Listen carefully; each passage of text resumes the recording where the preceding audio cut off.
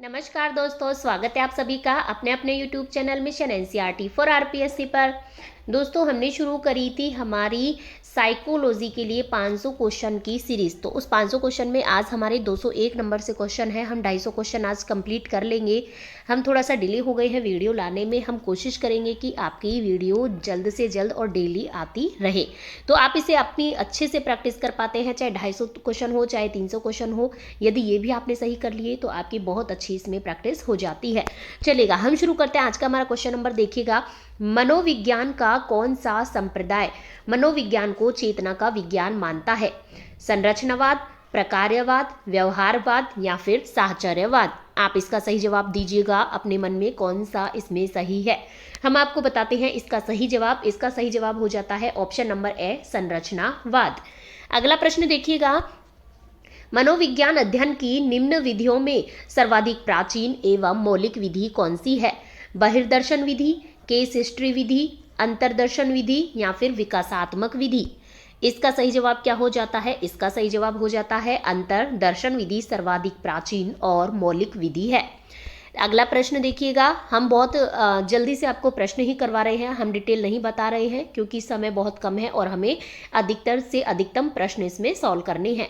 चलेगा, अगला प्रश्न है, अधिकतम का सूचना प्रसाधन सिद्धांत किसने प्रतिपादित किया? रॉबर्ट वाटसन ने, कार्ल रॉजर्स ने, CW वेलेंटिन ने या फिर रॉबर्ट सिम्पसन ने? इसका सही जवाब क्या हो जाता है? कार्ल रॉजर्स ने सूचना प्रसाधन सिद्धांत को प्रतिपादित किया था। अगला प्रश्न है हमारा, बालक में सामाजिकरण का प्राथमिक स्तर या फिर प्राथमिक घटक कौन सा है? खेल मैदान, परिवार, विद्यालय या फिर समाज? तो हम सभी जानते हैं बालक सबसे पहले अपने परिवार में रहता है, वहीं से सब कुछ सीखता है। तो सामाजिकरण का बालक का जो परिवार होता है वो भी क्या है? एक लघु समाज होता है। तो सबसे पहले जो सामाजिकरण का प्राथमिक स्तर होता है वो होता है हमारा परिवार। अगला प्रश्न देखिएगा, अगला प्रश्न है, शारीरिक बनावट के आधार पर व्यक्तित्व का वर्गीकरण करने वाले मनोवैज्ञानिक कौन से हैं? क्रेशमर एवं शेल्डन, जुंग, फ्रायड या फिर एडलर? तो इसका सही जवाब क्या हो जाएगा? शारीरिक बनावट की मैं बात करती हूँ कि शारीरिक बनावट के आधार पर व्यक्तित्व का वर्गीकरण किसने दिया था? तो वो हमने दिया था किसने? क्रेशमर और शेल्डन ने। ये क्वेश्चन भी बहुत बार पूछा जा चुका है।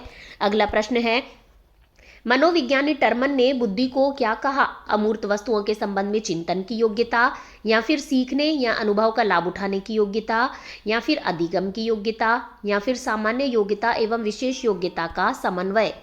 तो इसका सही जवाब क्या हो जाता है? अमूर्त वस्तुओं के संबंध में चिंतन की योग्यता। तो इसका ऑप्शन नंबर ए सही जवाब हो जाता है। अगला प्रश्न देखिएगा, निम्न में से कौन सी अभिप्रेरणा की विधि नहीं है? पाठ में रुचि उत्पन्न करना, बालकों में प्रतिद्वंद्विता की भावना का विकास या फिर अच्छे कार्यों के लिए बालकों की प्रशंसा करना या फिर उक्त में से कोई नहीं? तो इसका सही जवाब क्या हो जाएगा? अभिप्रेरणा की जो विधि है वो कौन सी नहीं है?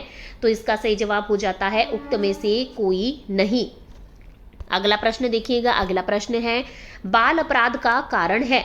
दूषित वंशानुक्रम, दूषित वातावरण, टूटा परिवार या फिर सभी? तो इसका सही जवाब हो जाता है ये सभी बाल अपराध के कारण है। दूषित वंशानुक्रम भी है, दूषित वातावरण भी है और टूटा हुआ परिवार भी है। अगला प्रश्न है हमारा, वह प्रक्रिया जिसमें व्यक्ति नई सूचनाओं को प्राप्त करे, पुरानी अभिवृत्तियों में परिवर्तन लाता है, वह कहलाती है? अनुनयात्मक या फिर सीखना या फिर विसन्नादिता या फिर उक्त में से कोई नहीं? इसका सही जवाब क्या हो जाता है? इसका सही जवाब हो जाता है अनुनयात्मक। अगला प्रश्न देखिएगा, अगला प्रश्न है, किशोरावस्था की प्रमुख समस्या है? वजन बढ़ाने की, शिक्षा की, समायोजन की या फिर अच्छे परीक्षा परिणाम देने की? तो हम सभी जानते हैं किशोरावस्था की सबसे बड़ी जो समस्या है वो किसकी की होती है? समायोजन की होती है। अर्थात ऑप्शन नंबर से इसका सही जवाब हो जाता है। अगला प्रश्न देखिएगा, किस मनोवैज्ञानिक के अनुसार विकास एक सतत और धीमी धीमी प्रक्रिया है? ये क्वेश्चन बहुत बार पूछ लिया गया है। ऑप्शन नंबर ए है कॉल्सनिक, ऑप्शन नंबर बी है पियाजे, ऑप्शन नंबर सी है स्किनर या फिर ऑप्शन नंबर डी है हरलोक? इसका सही जवाब क्या हो जाता है? ऑप्शन नंबर से है स्कीनर। इसको हमने आपको ट्रिक से भी याद करवाया था डेफिनेशन वाली वीडियो में। देखिएगा, विकास एक सतत और धीमी धीमी प्रक्रिया है। तो हमारा स्कीनर से हम स्किन याद रखते हैं। हमारी जो स्किन है उसका विकास या उसमें कुछ भी परिवर्तन होता है तो वो कैसे होता है? धीमी धीमे होता है, अर्थात वो एक धीमी धीमी प्रक्रिया है। इस तरीके से आप याद रख सकते हैं।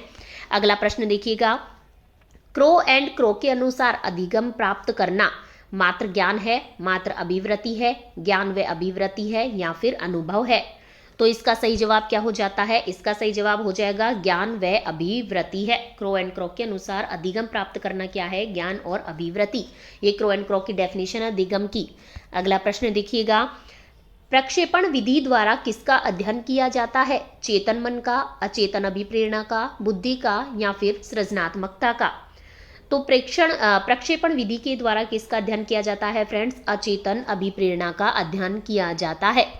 अगला प्रश्न देखिएगा, निम्नलिखित में से कौन सा बुद्धि का सिद्धांत संज्ञानात्मक प्रक्रिया पर आधारित है? स्टर्नबर्ग का त्रितंत्र सिद्धांत, गार्डनर का बहुबुद्धि सिद्धांत, गिलफर्ड का त्रिआयामी सिद्धांत या फिर स्पीयरमैन का द्विकारक सिद्धांत? तो कौन सा बुद्धि का सिद्धांत है जो कि संज्ञानात्मक प्रक्रिया पर आधारित है? इसका सही जवाब हो जाता है स्टर्नबर्ग का त्रितंत्र सिद्धांत, अर्थात ऑप्शन नंबर ए सही जवाब हो जाता है। अगला प्रश्न है, एक छात्र जो हमेशा नई नई जानकारियों के लिए स्रोतों की खोज करता रहता है, वह शिक्षकों व सहपाठियों से तर्क वितर्क करता रहता है, होता है समस्यात्मक बालक, औसत बालक, प्रतिभाशाली बालक या फिर हठी बालक? तो इसका सही जवाब क्या हो जाता है? इसका सही जवाब हो जाता है प्रतिभाशाली बालक, अर्थात ऑप्शन नंबर से सही जवाब हो जाता है। अगला प्रश्न है, शिक्षण की किंडरगार्टन पद्धति आधारित है प्रोजेक्ट पद्धति पर, खेल विधि पर, सर्वेक्षण विधि पर या फिर ह्यूरिस्टिक विधि पर? तो शिक्षण की जो किंडरगार्टन पद्धति है ये हम सभी जानते हैं ये कैसी है? एक खेल विधि है, अर्थात ऑप्शन नंबर बी इसका सही जवाब हो जाता है। अगला प्रश्न देखिएगा, मनोविज्ञान व्यवहार का शुद्ध विज्ञान है, यह कथन किसका है? बहुत इंपॉर्टेंट, ये भी बहुत बार पूछी जा चुकी है डेफिनेशन।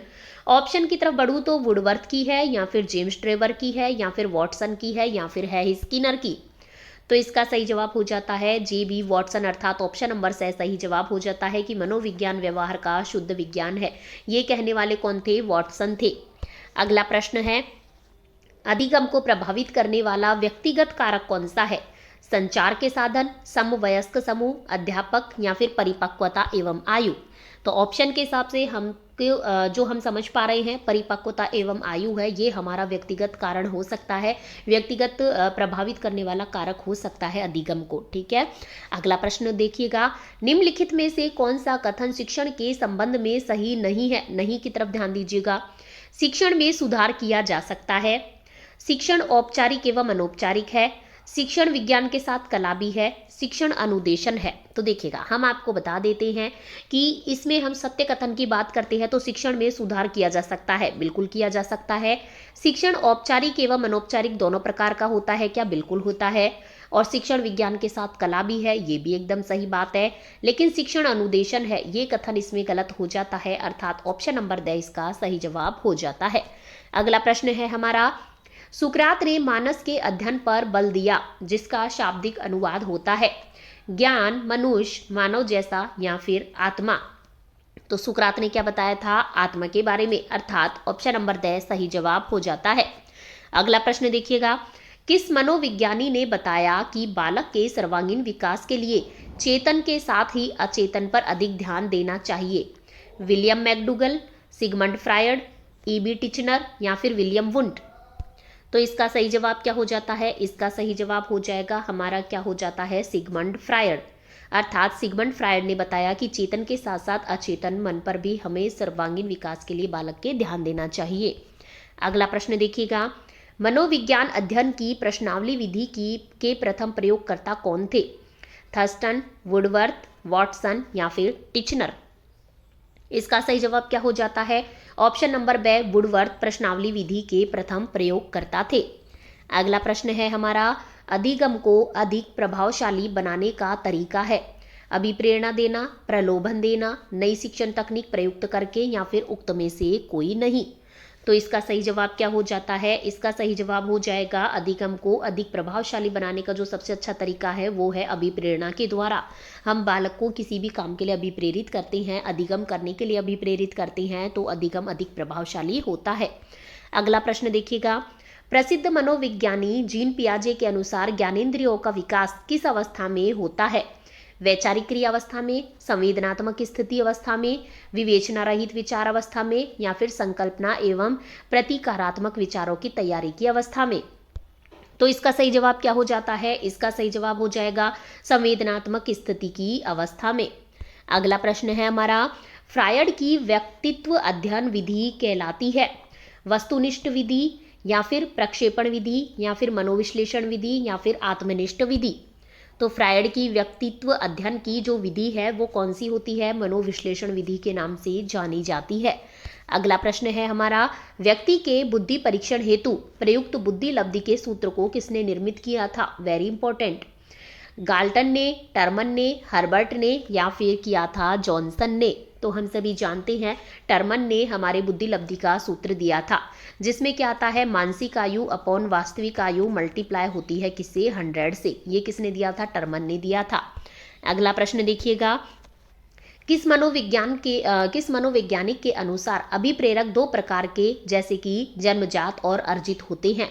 ब्लेयर एवं सिम्पसन के अनुसार, गैरेट के अनुसार, हर्जबर्ग मास्लो के अनुसार, या फिर थॉमसन के अनुसार? तो जो हमारे अभिप्रेरक के दो प्रकार बताए थे, जन्मजात और अर्जित, वो किसने बताए थे? मास्लो ने बताए थे। अर्थात ऑप्शन नंबर से सही जवाब हो जाता है। अगला प्रश्न देखिएगा, मानसिक रूप से स्वस्थ व्यक्ति रहता है कल्पना लोक में, अति संवेदनशीलता की दशाओं में, वास्तविकताओं में, या फिर समाज के बाहर? तो इसका सही जवाब क्या हो जाता है? ऑप्शन नंबर से वास्तविकताओं में। अगला प्रश्न है हमारा, अभिवृत्ति में होते हैं भावात्मक संज्ञानात्मक तत्व, या फिर संज्ञानात्मक और व्यवहारात्मक तत्व, या फिर भावात्मक संज्ञानात्मक और व्यवहारात्मक तत्व, या फिर केवल संज्ञानात्मक तत्व? तो अभिवृत्ति में क्या होते हैं फ्रेंड्स? भावात्मक, संज्ञानात्मक और व्यवहारात्मक तत्व होते हैं। अगला प्रश्न है, मनोविज्ञान को मानव व्यवहार का विज्ञान किसने कहा? मिल्सबरी ने, थॉर्नडाइक ने, हर्बर्ट ने, या फिर जॉन लॉक ने? तो इसका सही जवाब क्या हो जाता है? मिल्सबरी ने। अर्थात ऑप्शन नंबर ए सही जवाब हो जाता है। नेक्स्ट प्रश्न देखिएगा, प्रबलन सिद्धांत के प्रतिपादक कौन थे? डीवी, विलियम वुंट, कोहलर, या फिर थे स्किनर? इसका सही जवाब क्या हो जाता है? प्रबलन सिद्धांत के प्रतिपादक की मैं बात करूं तो नाम आता है किसका? स्किनर का। अर्थात ऑप्शन नंबर ड सही जवाब हो जाता है। नेक्स्ट है, मनोविज्ञान अध्ययन की विधियां एवं उनके प्रतिपादक का कौन सा युग्म सही नहीं है? विधि है और एक तरफ प्रतिपादक है। देखिएगा, समाज मिति विधि जे.एल. मोरेनो के द्वारा दी गई थी क्या? हाँ, बिल्कुल सही है। प्रश्नावली विधि जे.बी. वॉटसन के द्वारा? नहीं, प्रश्नावली विधि जे.बी. वॉटसन के द्वारा नहीं दी गई थी। बाकी भी देख लेते हैं। अंतरदर्शन विधि देखिएगा, जॉन लॉक ने ही दी थी। मनोविश्लेषणात्मक विधि सिगमंड फ्रायड के द्वारा ही दी गई थी। इसका मतलब हमारा ऑप्शन नंबर बे सही जवाब हो जाता है। नेक्स्ट प्रश्न देखिएगा, पावलोव के प्रयोग में घंटी बजने पर कुत्ते के लार आने की क्रिया कहलाती है? स्वाभाविक अनुक्रिया, प्राकृतिक अनुक्रिया, संबंध अनुक्रिया, संबंध उद्दीपक? ये प्रश्न भी बहुत बार पूछा जा चुका है और बहुत ही कंफ्यूजिंग प्रश्न भी है। तो इसका सही जवाब क्या हो जाता है? संबंध अनुक्रिया। अगला प्रश्न देखिएगा, जीन पियाजे का बाल विकास वर्गीकरण किस सिद्धांत पर आधारित है? मनोलैंगिक विकास सिद्धांत, नैतिक विकास सिद्धांत, मनोसामाजिक विकास सिद्धांत, या फिर संज्ञानात्मक विकास सिद्धांत? तो जीन पियाजे का जो बाल विकास वर्गीकरण का सिद्धांत है, बाल विकास का जो वर्गीकरण है वो किस सिद्धांत पर आधारित है? तो इसका सही जवाब हो जाता है संज्ञानात्मक विकास सिद्धांत। जीन पियाजे जहां आएगा वहां संज्ञानात्मक शब्द आता ही आता है। अगला प्रश्न देखिएगा, व्यक्तित्व के प्रासंगिक बोध परीक्षण में कुल 30 कार्ड होते हैं, जिनमें ऑप्शन की तरफ में बढ़ूँ तो देखिएगा 10 महिलाओं 10 पुरुषों 10 दोनों के लिए होते हैं, या फिर 15 महिलाओं के लिए 15 पुरुषों के लिए होते हैं, या फिर सभी 30 महिलाओं एवं पुरुषों दोनों के लिए होते हैं, या फिर 20 बड़ों के लिए और 10 बच्चों के लिए होते हैं। तो प्रासंगिक बोध परीक्षण हमने पढ़ा है खूब अच्छे से, तो इसकी मैं बात करूँ तो इसमें 10 महिलाओं के, 10 पुरुषों के और 10 दोनों के लिए होते हैं। अर्थात ऑप्शन नंबर ए सही जवाब हो जाता है। नेक्स्ट प्रश्न देखिएगा, इंद्रिय ज्ञान द्वारा बुद्धि की व्याख्या सर्वप्रथम 1879 में किसने की थी?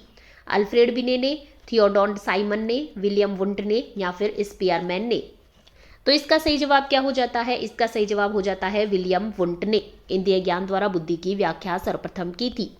नेक्स्ट प्रश्न है हमारा, निम्न में से मनोवैज्ञानिक अभिप्रेरक है? क्रोध, भय, प्रेम, दुख या फिर उक्त सभी। तो इसका सही जवाब क्या हो जाएगा? उक्त सभी। ये सभी मनोवैज्ञानिक अभिप्रेरक है। अगला प्रश्न देखिएगा, बाल अपराध का सामाजिक कारण है? माता पिता का आपराधिक जीवन, जन्मजात संवेगात्मक अस्थिरता, शारीरिक विकलांगता या फिर निम्न बुद्धि लब्धि। तो इसका सही जवाब क्या हो जाता है? माता पिता का आपराधिक जीवन बाल अपराध का सामाजिक कारण है। अगला प्रश्न देखिएगा, समूह में व्यक्ति की भूमिका होती है बुद्धि के आधार पर, क्षमता के आधार पर, दोनों के आधार पर या फिर स्थिति के आधार पर। तो समूह में व्यक्ति की जो भूमिका होती है वो क्षमता के आधार पर होती है, अर्थात ऑप्शन नंबर बी सही जवाब हो जाता है। नेक्स्ट प्रश्न है हमारा, शिक्षा शब्द का प्रयोग उन सब परिवर्तनों को व्यक्त करने के लिए किया जाता है जो एक व्यक्ति में उसके जीवन काल में होते हैं। यह कथन किसका है? वॉटसन का, जॉन डीवी का, डगलस एवं हॉलैंड का या फिर है टर्मन का। तो इसका सही जवाब क्या हो जाता है? इसका सही जवाब हो जाता है डगलस एवं हॉलैंड। ऑप्शन नंबर से सही जवाब हो जाता है। नेक्स्ट प्रश्न है हमारा, गेस्टाल्टवादी संप्रदाय का प्रवर्तन हुआ अमेरिका में, जर्मनी में, रूस में या फिर हुआ था फ्रांस में। तो हम सभी जानते हैं गेस्टाल्टवादी कहाँ से संबंधित है? जर्मनी से, अर्थात ऑप्शन नंबर बी इसका सही जवाब हो जाता है। नेक्स्ट प्रश्न देखिएगा, जॉन एटकिंस द्वारा समाजमिति विधि को दिया गया अन्य नाम है? नॉमिनेटिंग विधि, विकासात्मक विधि, गुणात्मक विधि या फिर कागज पेंसिल परीक्षा विधि। तो इसका सही जवाब क्या हो जाएगा? नॉमिनेटिंग विधि, अर्थात ऑप्शन नंबर ए सही जवाब हो जाता है। नेक्स्ट प्रश्न देखिएगा, प्रयोगात्मक विधि को व्यावहारिक प्रयोग के रूप में प्रारंभ करने वाले मनोवैज्ञानिक हैं? B F. Skinner, J L. Moreno, William Wundt या फिर हर्बर्ट। तो इसका सही जवाब क्या हो जाएगा? प्रयोगात्मक विधि की मैं बात करूं तो प्रयोगात्मक विधि को व्यावहारिक रूप में प्रारंभ करने वाले जो मनोवैज्ञानिक हैं वो कौन है? विलियम वुंट, अर्थात ऑप्शन नंबर से सही जवाब हो जाता है। बहुत इंपॉर्टेंट प्रश्न था। अगला प्रश्न देखिएगा, बाल्यावस्था में शिक्षण होना चाहिए बालक की क्षमताओं के अनुसार, बालक की रुचियों के अनुसार, एक व दो दोनों या फिर शिक्षक की रुचि के अनुसार। तो इसका सही जवाब क्या हो जाएगा? एक व दो दोनों, अर्थात बालक की क्षमताओं के अनुसार भी होना चाहिए और बालक की रुचियों के अनुसार भी होना चाहिए। ऐसा भी नहीं है कि पहली क्लास का बच्चा है हम 5वीं क्लास के हिसाब से पढ़ा रहे हैं तो क्षमता के अनुसार भी शिक्षण होना चाहिए और रुचियों के अनुसार बालक को जिस तरीके से इंटरेस्ट आ रहा पढ़ने में उनकी रुचियों का भी ध्यान रखना चाहिए। अगला प्रश्न देखिएगा, अगला प्रश्न है, कैरेक्टर एवं पर्सनालिटी नामक पुस्तक किसके द्वारा लिखी गई थी? बहुत इंपॉर्टेंट है। गार्डनर एवं मर्फी के द्वारा, पोलेंस्की द्वारा, वुडवर्थ द्वारा या फिर थॉर्प एवं शमलर के द्वारा। तो इसका सही जवाब क्या हो जाता है? इसका सही जवाब हो जाएगा हमारा किसके द्वारा लिखी गई थी? ये पोलेंस्की के द्वारा, अर्थात ऑप्शन नंबर बी सही जवाब हो जाता है। नेक्स्ट प्रश्न है, निम्न में से असुमेलित को छांटिए। एक तरफ बुद्धि सिद्धांत है और एक तरफ प्रतिपादक है। समूह सिद्धांत थर्स्टन ने दिया था क्या? बिल्कुल दिया था। संक्रिया उत्पाद सिद्धांत गिलफोर्ड ने दिया था क्या? बिल्कुल दिया था। बुद्धि का कै और खे सिद्धांत हैब ने दिया था क्या? बिल्कुल दिया था। लेकिन जो प्रतिमान सिद्धांत है ये ब्लूम ने नहीं दिया था, अर्थात ऑप्शन नंबर बी इसका सही जवाब हो जाएगा क्योंकि हमको असुमेलित ही छांटना था। अगला प्रश्न देखिएगा, निम्न में से अधिगम या सीखने के लिए सर्वाधिक महत्वपूर्ण कारक कौन सा है? अभिप्रेरणा, अच्छा शैक्षिक वातावरण, शिक्षण विधि या फिर शिक्षक। तो इसका सही जवाब क्या हो जाता है? हम सभी जानते हैं अधिगम के लिए तो अभिप्रेरणा होनी ही होनी चाहिए। तो ऑप्शन नंबर ए सही जवाब हो जाता है। नेक्स्ट प्रश्न है हमारा, बाल अपराध विज्ञान का जनक किसे माना जाता है? सिरिल बर्ट को, सीजर लाम्ब्रोसो को, बी.एफ. स्किनर को, चार्ल्स ई. स्किनर को। तो इसका सही जवाब हो जाएगा बाल अपराध विज्ञान का जनक किसे माना जाता है? सही जवाब हो जाता है सीजर लाम्ब्रोसो को, अर्थात ऑप्शन नंबर 22 का सही जवाब है। नेक्स्ट प्रश्न देखिएगा, शारीरिक भाषा का प्रयोग किसके अंतर्गत किया जाता है? लिखित, वाचिक, अवाचिक विधि या फिर उपयुक्त सभी। तो इसका सही जवाब क्या हो जाएगा? शारीरिक भाषा का प्रयोग अवाचिक विधि आ जाता है। शारीरिक भाषा का प्रयोग अवाचिक मतलब जिसमें हम बोलते नहीं हैं उसके अंदर किया जाता है। अगला और आज का हमारा लास्ट प्रश्न देखिएगा, एन.ई.जी. कॉन्सरिंग ह्यूमन अंडरस्टैंडिंग के लेखक कौन है? देकार्ते, डेविड ह्यूम, जॉन लॉक या फिर स्पेंसर। तो इसके जो सही जवाब हो जाता है, इसके लेखक है, उसका नाम क्या आ जाएगा? उसका नाम आता है हमारा जॉन लॉक, अर्थात ऑप्शन नंबर से सही जवाब हो जाता है। तो फ्रेंड्स, आज की वीडियो में कुल मिलाकर हमारे हो गए हैं 250 प्रश्न। अब तक हमने 250 प्रश्न इसके सॉल्व कर लिए हैं। आप इसी तरीके से बने रहिएगा। आपको वीडियोस पसंद आती हैं तो वीडियोस को जरूर लाइक कीजिएगा, इनसे आपकी अच्छे से प्रैक्टिस कीजिएगा। पहले आप पूरी साइकोलॉजी अच्छे से पढ़िएगा, फिर इन क्वेश्चन को सोल्व कीजिएगा, तो आपके लिए बहुत ही लाभदायक सिद्ध होने वाली हैं। तो चलेगा फ्रेंड्स, हम मिलते हैं आपको नेक्स्ट वीडियो में और नेक्स्ट क्वेश्चन के साथ। तब तक आप बने रहिए अपने यूट्यूब चैनल मिशन एनसीईआरटी और फॉर आरपीएससी के साथ। यदि आपने अभी तक भी चैनल को सब्सक्राइब नहीं किया है तो चैनल को सब्सक्राइब करते जाइएगा, ताकि हम वीडियो डालें तो आपको सबसे पहले नोटिफिकेशन प्राप्त हो सके। चलेगा friends, tata bye bye, Radhe Krishna. हम मिलते हैं अगली वीडियो में।